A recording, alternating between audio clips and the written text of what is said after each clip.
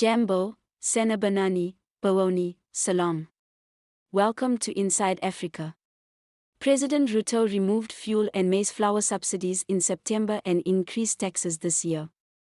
Kenya has reinstated a small subsidy to stabilize retail fuel prices for the next 30 days, the energy regulator says, in a reversal of government policy after public anger over the high cost of living. After taking office in September, President William Ruto removed fuel and maize flour subsidies put in place by his predecessor, saying he preferred subsidizing production rather than consumption.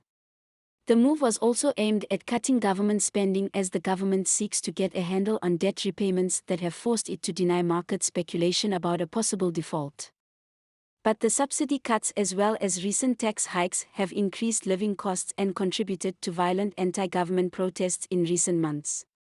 The Energy and Petroleum Regulatory Authority, EPRA, said late on Monday that the maximum retail price of a litre, 0.26 per gallon, of petrol would remain constant at 194.68 shillings, $1.35, shielding consumers from an increase of 7.33 shillings, $0.5, which the government will shoulder through a price stabilization fund.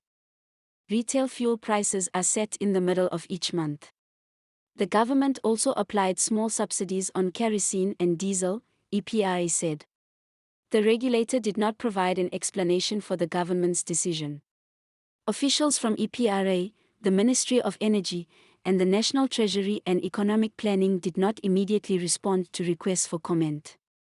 Fuel prices shot up when Ruto removed the subsidies. They spiked again in July after the government pushed a contentious law through Parliament that doubled the fuel tax. The protests organized in response to that law were called off last month after the opposition and Ruto agreed to talks to resolve their differences, the second such attempt this year.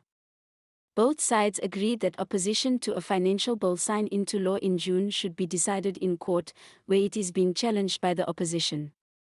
In July, an appeals court lifted a suspension placed on a law that would double the value-added tax on fuel and introduce a new housing levy. What do you think about the fuel subsidy? Was Ruto right to remove the fuel subsidy in the first place? Let us know down below what you think. This is Inside Africa.